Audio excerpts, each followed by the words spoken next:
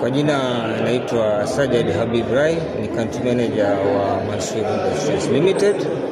Leo tarehe 5 tumefanya uzinduzi wa EAPC Conference hapa Julius Nyerere International Conference Center, na hapa tuko kwenye banda la Mansour Industries ambao ni wasambazaji wakubwa mafuta nchini Tanzania.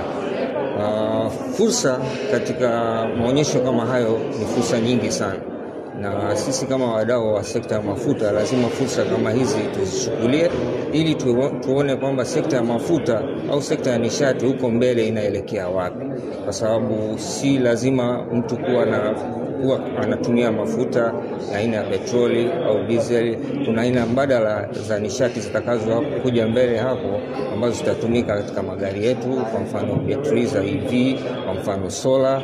Kwa hiyo ni fursa kubwa kujifunza, hasa ni kujifunza sana kwamba kwa ujumla nishati inaenda wapi huko mbele. Tena na nishati mbadala, hasa upande wa gesi. Tumeshaanza kufanya utafiti na tumeshaanza kupata mafunzo ya nishati ya gesi na usambazaji wa gesi unavyofanyika.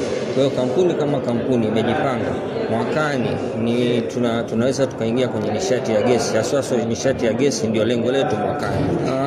Mimi pamoja na kuwa ni mdau wa sekta, pia nimekuwa ni mojawapo wa wanakamati wa kamati ya maandalizi ya kikao hichi cha 11 kinachofanyika leo hapa.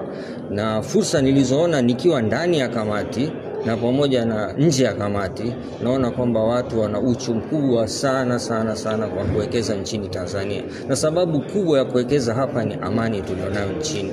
Amani idumu, na tumshukuru sana rais wetu Mama Samia Suluhu Hassan kwa amani aliyoidumisha. Ukijaribu kuangalia nchi jirani zetu hazina amani. Tanzania ni chachu ya amani kwa ajili ya Afrika nzima kwa sasa.